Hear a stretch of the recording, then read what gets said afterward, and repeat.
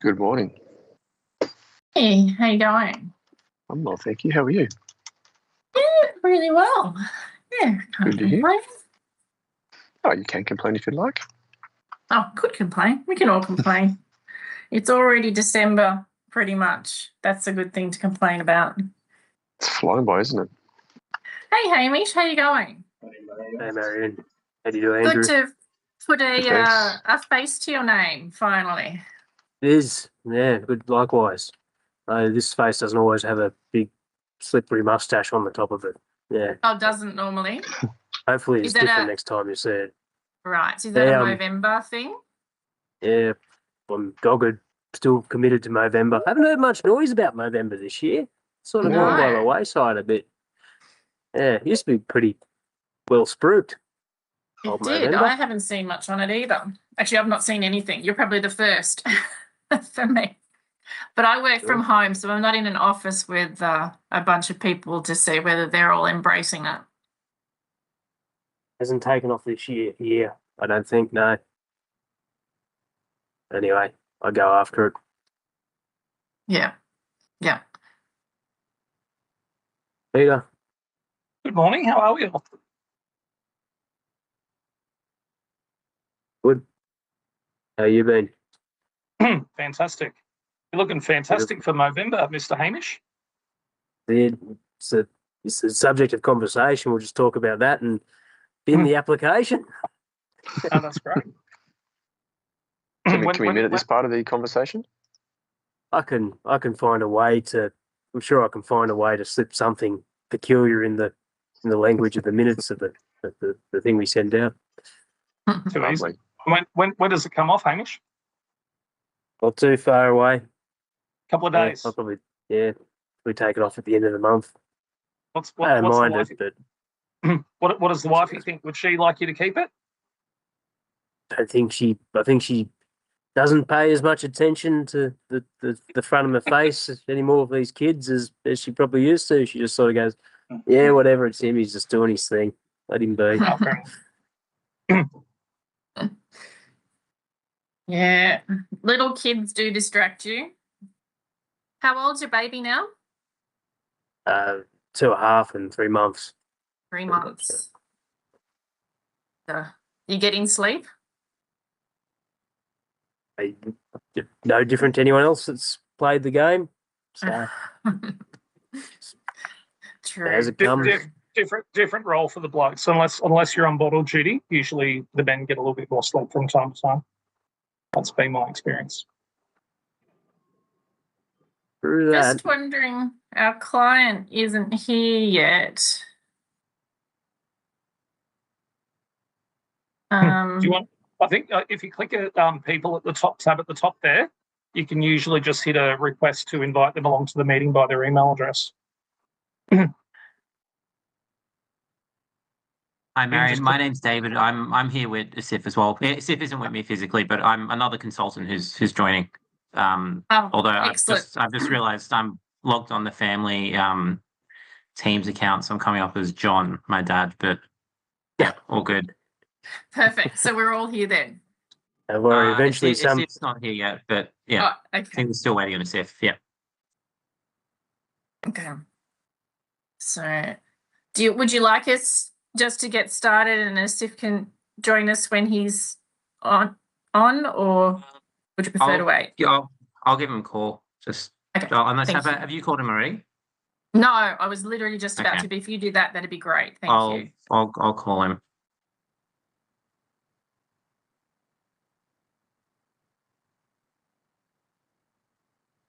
Peter, I hear you're heading off on some leave in December. Is that right?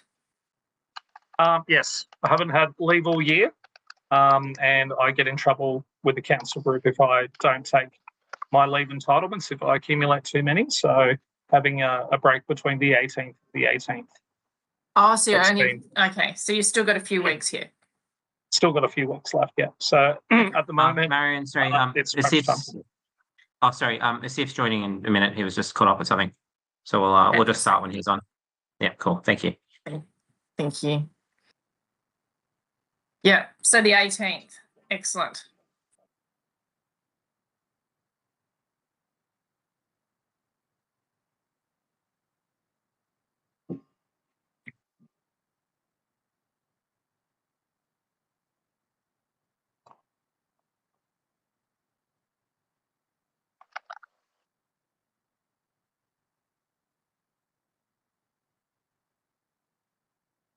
Want to do some introductions while we wait, maybe? I haven't met Andrew before. Figure out where he fits in. Yeah. I'm an sure. aspiring moustache grower, but I haven't quite got the same ability there. Concentrate hard, young man, and you'll be all over it in a couple of years. I guarantee it. Hey, my name's Andrew. I am an engineer from Groundswell Engineers, so assisting on engineering matters. cool. Were you part of the initial project for this site? Out of interest or no? Cool. Not directly, no. And I'll just introduce myself. So Marion Lauren. So I've obviously spoken with Hamish on previous occasions. So I'm the town planner for the project. I'll jump in. I don't know if there's SIF and needs an introduction. I guess he's the proponent. Hamish McTaggart, Hamish, how are team you? leader of the planning section here at ASIF.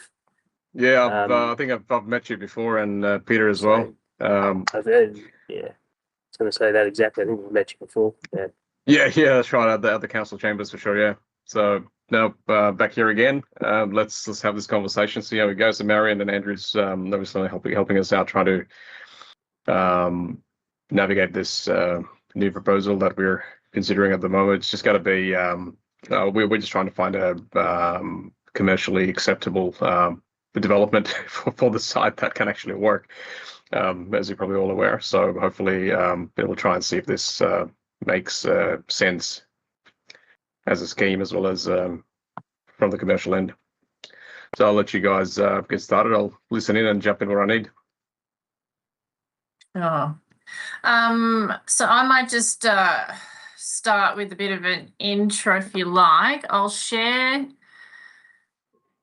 this screen. So we provided council with a preliminary master plan. So this is the purpose of this meeting is it's not a late pre-lodgement meeting. It's in the early stages of preparation, and we're just wanting to get some input from council in terms of its thoughts and opportunities for it to progress. So the site historically has a approval for a 67 lot subdivision and childcare facility. Due to costs associated with construction work, the feasibility of that subdivision is in question at the moment. So we're looking at alternative options to see whether we can get a higher yield on the site to make the development more feasible. So on that basis, we're looking at option for multi-dwelling housing development, but effectively operating as a land lease community. So it would be approved as multi-dwelling housing with the installation of movable dwellings on each of the approved sites. So there is a precedent for that in a few occasions across New South Wales, and I think, Hamish, we've discussed that previously. And we can probably go into that in a little bit further detail. We've had some discussions about conflict with the development control plan and how we can address that. So I'm assuming everyone can see the master plan in front of you at the moment. We do have it, but we don't have it shared on the screen, sorry. Yeah, nothing it's not shared. shared? Oh, sorry. Thought I had. Is that better? good to go. Yep. Okay. So essentially, access, we've tried to maintain in principle the broader footprint for the existing subdivision. So the access arrangements onto the New England Highway are effectively maintained. We're proposing a community facility so that with the higher density, residents can enjoy a greater level of amenity as well. And in terms of the extent of your development footprint, that would effectively be maintained as well. So broadly what we're looking at is just an increase in density and changing the definition from a standard residential to multi-dwelling housing. In terms of council's development control plan, you've obviously got some connectivity requirements to adjacent sites. We've had some discussions, Hamish, about that, and I think we potentially could revise the master plan if needed to provide some standard resi along the highway frontage, which could potentially alleviate your concerns you raised previously about the presentation to the highway and that the density presentation as well when you're looking at it from the highway.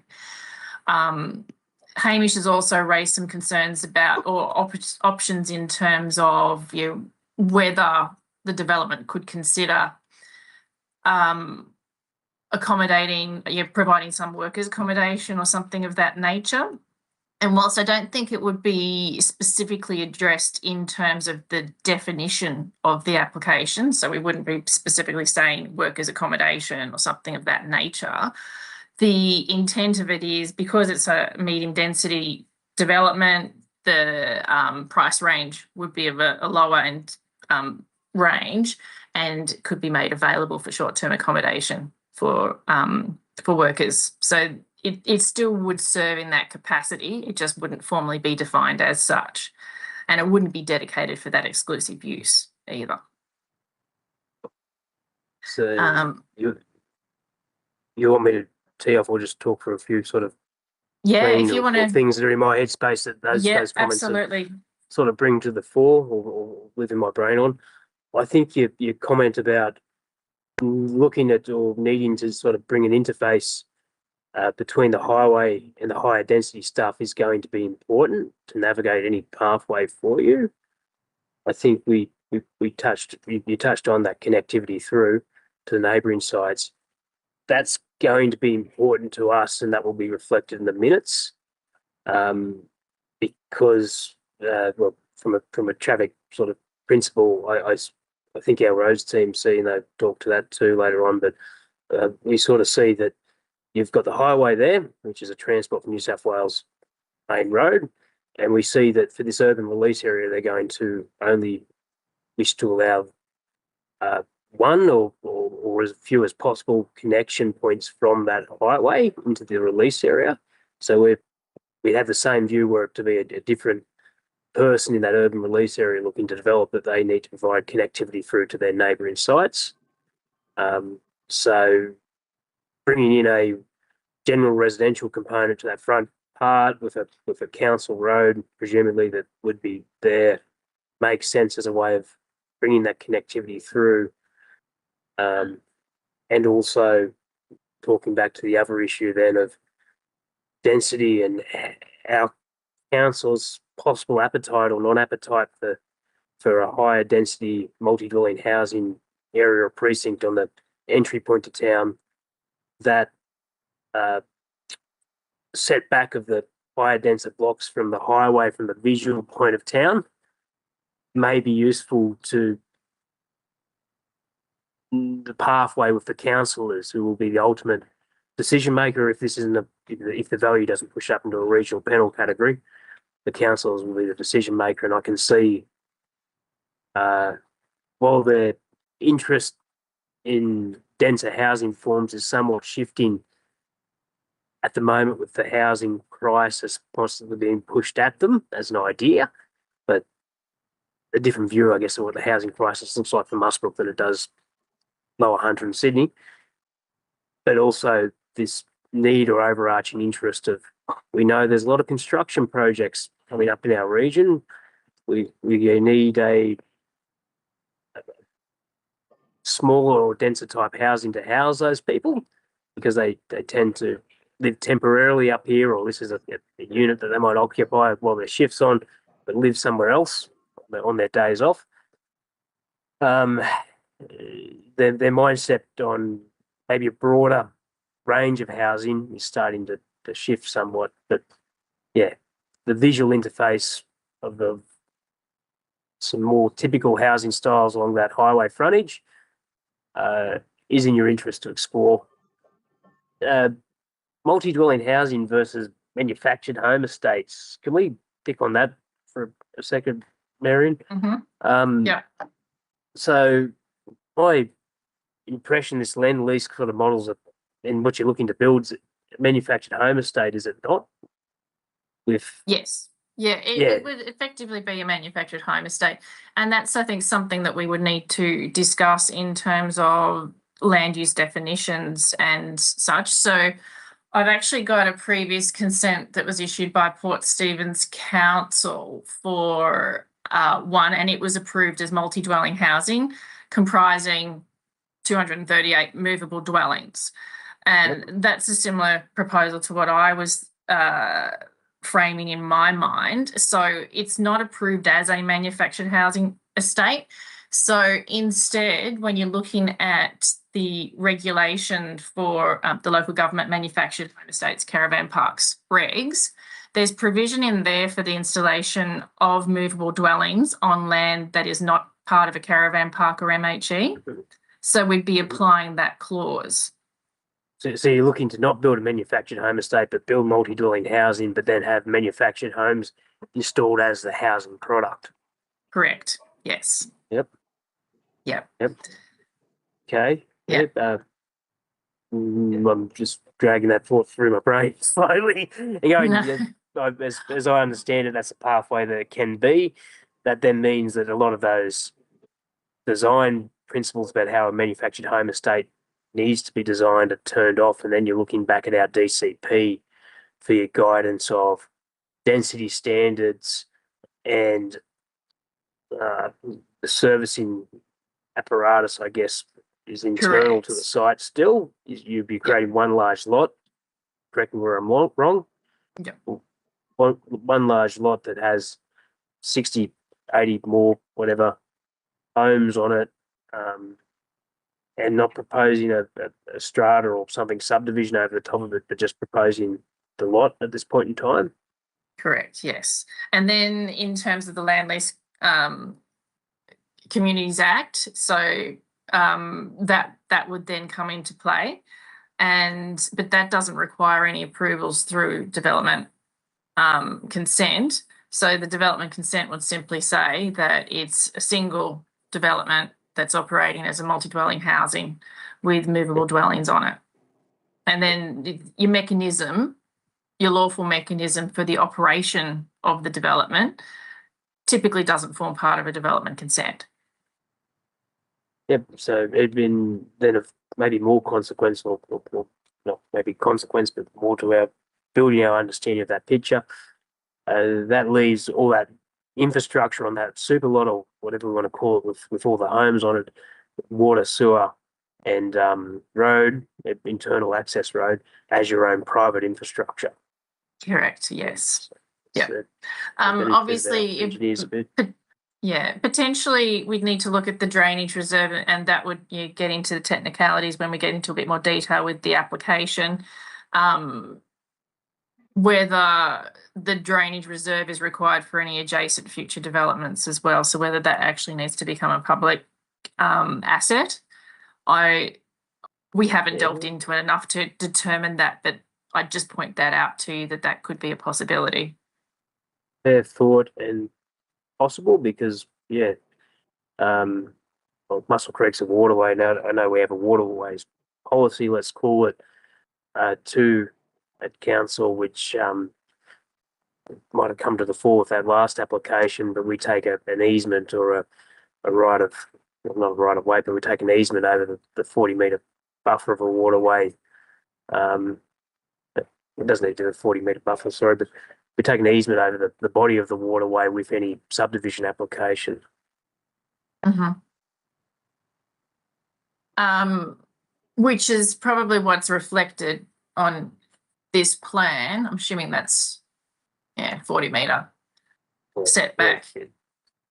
And I think So- Office of Water, with that initial required it all to be in one of the, with the initial development required it all to be in one individual lot, that buffer area. For their own Yeah. purposes. So in terms of, so with the existing approval, was that to be dedicated to council or dedicated or Wasn't retained? dedicated. It was It retained was just by a part of one of property. the approved lots. Yeah, we took Yeah. an easement, I think, over the waterway, I think. And yeah, it was retaining a lot, but there might have been a second easement over that 40-metre buffer that spelled out to a person that things they couldn't do in that area. Yeah. And essentially with the way the development would operate, you've got the community facility, so there are communal components to it. So if that's to remain in private as part of the development lot, that's perfectly fine. And you're depending on the restrictions, whether it can be designed to provide some sort of community benefit or whether it's just to be maintained, but it could easily be held within that single lot. The community centre, yeah, that would be back in your Yeah, it In would the form part of supervisor. the community components. Yes. if this plan is subject to change to make some regular residential at the front, then yeah, condition that gets pushed backwards into your lot. Yeah. So that would be fine. So I was thinking just in terms of where the connection point is for to the north and south, you'd probably be just pushing the community facility back a little bit further and having that north-south connection directly behind some standard, like a single stack of standard residential lots. And it would only be single because obviously they don't have frontage or access, I should say, to the New England Highway. So they'd have to have access into the site to the new road, new public road. So it would be a single row of standard resi fronting the New England Highway and then the multi-dwelling housing setback behind that.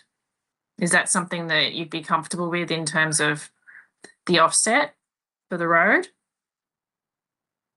I'd say have a look at it to see how you can best do it, but I don't envision it being just solely what's along the highway frontage hard up against it, but because then you're sort of leaving the purely just the noisiest or the most highway affected bits of land. If you want to create a product that's a bit useful, I'd try and create a bit of a blob as well. Look at it returning maybe along those boundaries a distance as well before you make your connection to your other lots, but explore it and see where you land. But yeah, purely doing it to minimize the density of the standard residential blocks might not be your best outcome unto yourselves, but also might not serve to achieve that increased confidence with the councillor level, which will be concerned or will be interested in something that is purely density all over. Because they look at it and they look at, I think when we were talking first time, we referenced those white buildings on the other side of the highway that are denser two-story units. That, as an example, on the entry point to town is derided by the councillors as a poor outcome. So, obviously these are single story, while the density is greater because there's going to be more of them. They're not as visually prominent, but if you can space some regular blocks going back into the land a little bit, all to the better of that discussion, I think, at the high level. Yeah. I think and potentially sorry. Well, I was just add there. I think if the councillors don't feel comfortable with the density, they're going to seek to resist it. I think that's a fair comment. Yeah.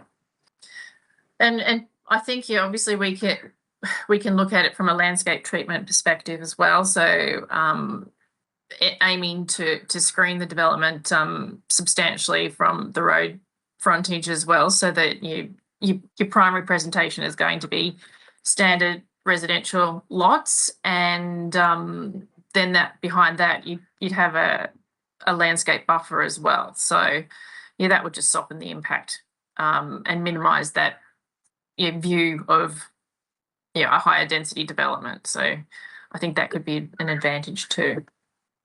Yeah, and I don't know whether you'd have two connections into that multi-dwelling housing. You might end up changing this. I don't know how you'll end up with it, but you might end up changing that formatted plan a fair bit, because you might not have those two road connections, and you might have a single point of access into the housing estate. But that's more of a how that all develops for your own network and needs. Yeah, absolutely. And obviously, I'll reinforce. This is a very preliminary plan, and it's definitely going to need to be revised to address that north-south connection, and look at some landscape treatments as well. So it's fine. When you say standard residential, are we talking torrents, or are we still talking on one overall lot under a multi-dwelling scenario? My impression, we're talking Torres title regular lots. Yeah. Cool. Yeah, I don't think it necessarily restricts us to that from my perspective, but it's probably the most common sense approach, given that the roadway is going to be a public roadway.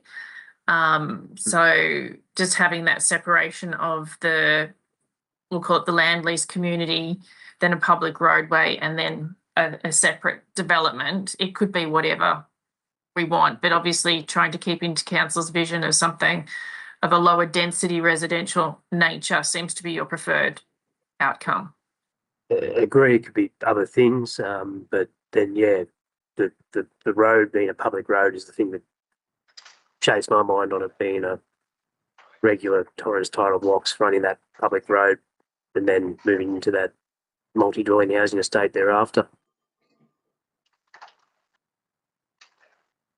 Yeah.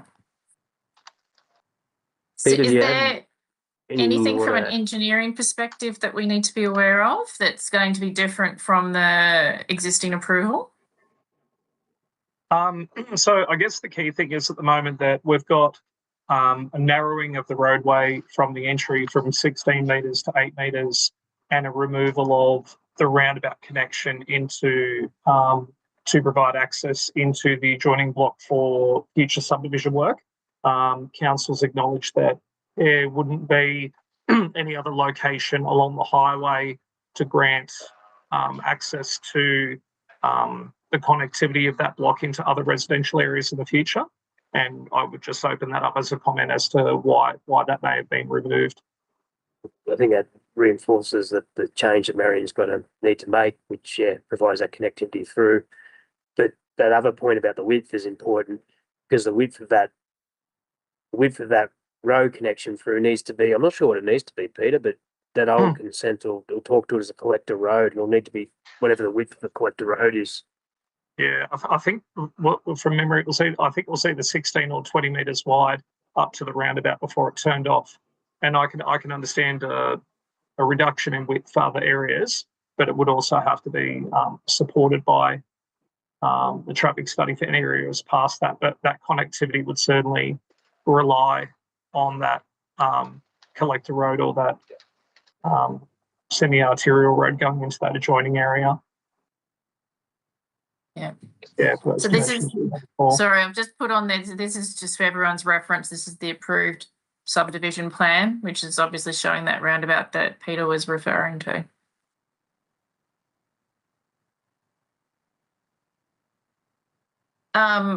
So yeah, obviously, and again, looking at this plan, Hamish, it's identifying a local park.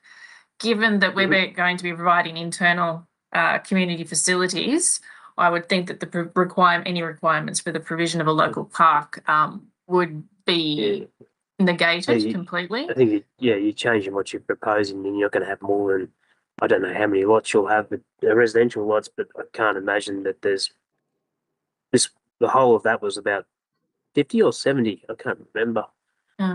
So I can't imagine we're going too far into double digits. We might go into double digits with the number of lots somewhere, but yeah, it wouldn't be so much that it really creates that need, and you'll have a private community area for your large lot holding. What stays current though, and Peter will jump in as well there, I think, is that connectivity back through into town so that the people want to walk to or access or jog to those open spaces that they're able to get from this site, which doesn't have a footpath out the front, back into the bulk of the urban area. Correct. So it's not on the approved design plan, but it's a condition of approval. Yeah. That they extend, and it's not just the frontage; it's extending it beyond the frontage to. I can't recall exactly, Peter, if it went to the traffic lights, or if it just went to where Bimbadeen. Yeah, I think it was down to Bimbadeen Drive near to where the existing traffic island is at the moment. Yep. Yeah. So that requirement would remain the same, and I'm assuming obviously we'd need an amended traffic assessment just to determine the impact on the road access. We're sort of, well, I guess we're assuming at this point in time that the required intersection upgrade works would be retained and maintained in the same form as conditioned, but obviously we'd be providing an amended traffic assessment just to confirm that there are no additional upgrades required. Yeah. So in terms of moving this forward, in terms of technical reporting, what are council's expectations for technical reports for this application? We could write that into the response, I guess. Yeah. Well, we would write that into the minute of response. Like off the top of sort of my head, I've made some quick notes about what I think we'll need, but what we need won't be dissimilar from what we needed in the first instance. Some of those will need to be updated, though, because they deal with a different matter, a different project, because you're going to have, top of my head, there was a bushfire assessment, which will be different now because we've got housing product that's prefabricated somewhere, and you're going to have to fit that out to a particular barrel level based on what it tells you, and you're going to have a different lot layout. You did have a noise assessment as well because you're between the highway and the rail corridor. So those buildings need to be designed to have a certain level of noise attenuation based on the outcomes of that report. So that I think that report put on covenants on the blocks that the individual blocks had to have a home built to whatever the noise attenuation they needed because of the noisy sources of traffic. But you're now looking to build the houses, so that's part of the design as well as the study. The BCA assessment, I'd say, is a new thing because we've got this multi-dwelling housing component, accessibility through, and how that design and certification pathway for those buildings will work. Obviously thinking too aloud because they're multi-dwelling housing, they're going to have these Section 68 permits possibly. Do you want to flesh that out yourself too? Yeah. Peter said something through. Because I'm thinking we would, because it's multi-dwelling housing, the design of the dwellings needs to be approved. It might be just to not overcomplicate it, we could potentially do a two DAs. So one being basically the approval of the multi-dwelling housing footprints of the site layout, and potentially with the community facilities. And then the second stage could potentially be a DA for the dwellings themselves. So the detailed design doesn't necessarily have to come in with this application. It could be a condition of consent. I've got an existing one from the court that's the same. It requires the dwellings as a separate DA. Interesting. I think in there you do bring in a little more of a variable that the councillors might be looking to resist because you don't have this package of this is what we're getting. Yeah. you'll instead have, I'm going to create a multi-dwelling house in block, and you will then have to live with the consequence of that block, unless you left it as a development block and said, I'm going to build just these residential lots and a super block to develop later, and that might be multi-dwelling housing, that might be something else. So it had both pathways, but then it leaves yourselves at risk if the councillors resist that multi-dwelling component later on and try and leave you to develop that as a subdivision. So that's a question a bit for you guys a bit, but in a regional town like this, in the thinking of the final intended audience being the councillors, the full product going before them is possibly to your advantage. Understood. One general note, just very quickly too, is that these roads are extremely narrow for both conveying two-direction traffic, the potential for people to park on or park in front of their blocks in case of visitor parking, and then there would be difficulties with garbage trucks getting around here, and potentially no footpath access at all based on those widths. So I would have some concerns about roads being that narrow to achieve this layout generally. So Point if there, you were, and it's a useful sort of segue point too of if you're going to be multi-dwelling housing, you're going to need to comply with our DCP for off-street parking for that type of housing. So that will alter your density as you look at it, as well as the density standard of that document itself. So I think as you start to explore those things, your design will be changing to accommodate. yeah. And in terms of the road widths, Peter, so for typical multi-dwelling housing, do you have a minimum access road requirement?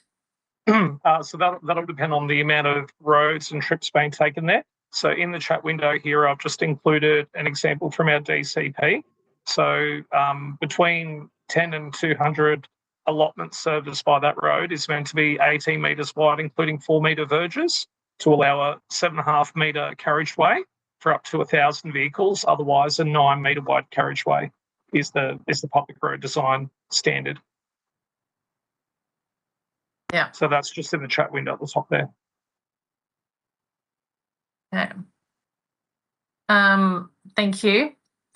So we can review parking arrangements, road widths to be consistent with the development control plan. We can look at dwelling design with the understanding that it could be something that, you know, if designed, obviously the design could influence the councillor's decision and the presentation, the overall presentation of the development. Okay, that seems fine. And I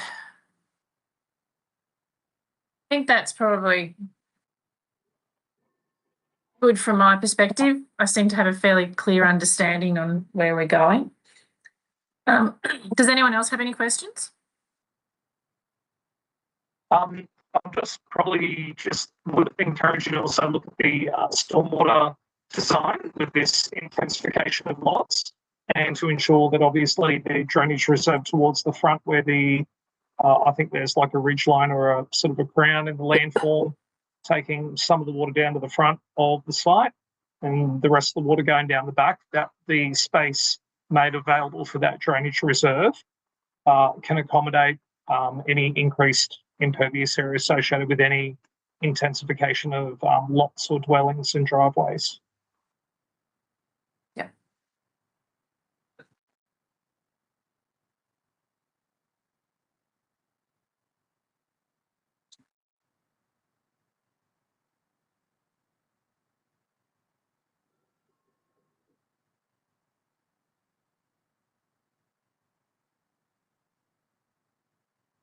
Okay. And just also quickly too, for your information, the garbage truck size that we use in the Muswellbrook area is 9.9 metres, as opposed to your standard 8.8 metre service vehicle. So that's the garbage truck that our area has available to try and get around the roads for garbage collection. Okay. It's good to know. Thank you. So obviously we can provide swept paths with the DA to demonstrate that that can be accommodated. If we weren't using the council collection service and we were elected to use a private service, would we in Muswellbrook, would we still be experiencing the same? I believe so. I believe it'd be the same truck size. Okay. The smaller vehicle that I think some other councils have, or smaller garbage trucks, don't exist in our area. We've only got standard 9.9. Yep. So that's JR Richards provides that service.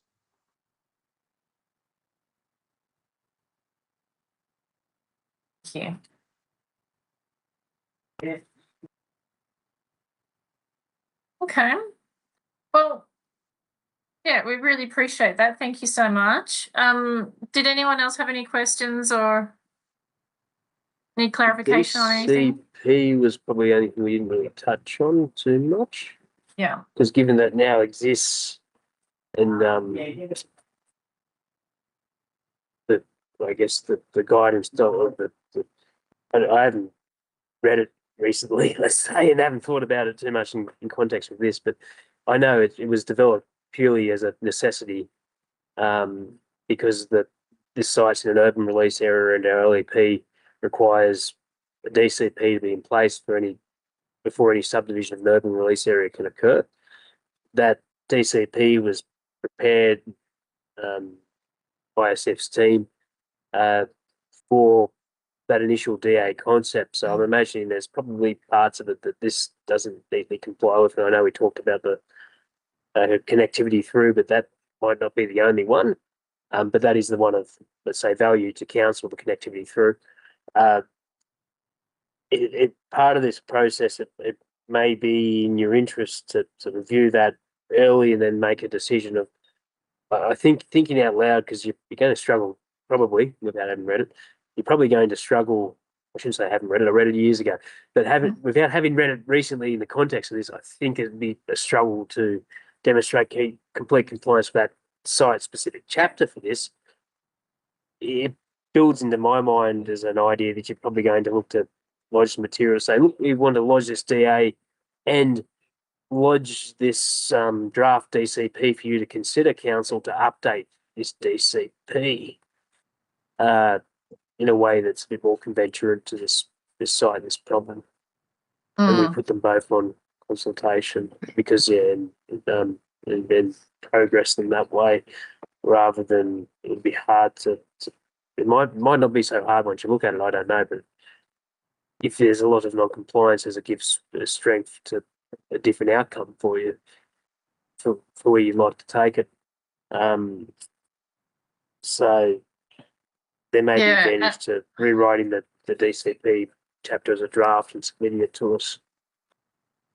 And Hamish too, I think the other matter for the site is that trunk water and trunk sewer would need to be brought up to the site in addition to the footpath. I don't think there's those services included at the moment too. That's probably known to the client.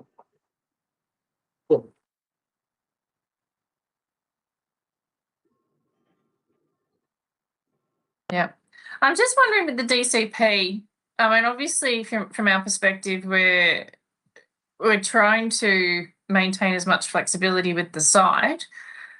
What do you think about the option of, if I think this is the issue we always get stuck with from the state government in enforcing specific chapters for URAs, whether we can have some flexibility in it. So it's, you can either go with the standard residential subdivision, so that chapter would remain in place, but then you would have an alternative one on top of that relating to this proposal. So basically you've got two options sitting there.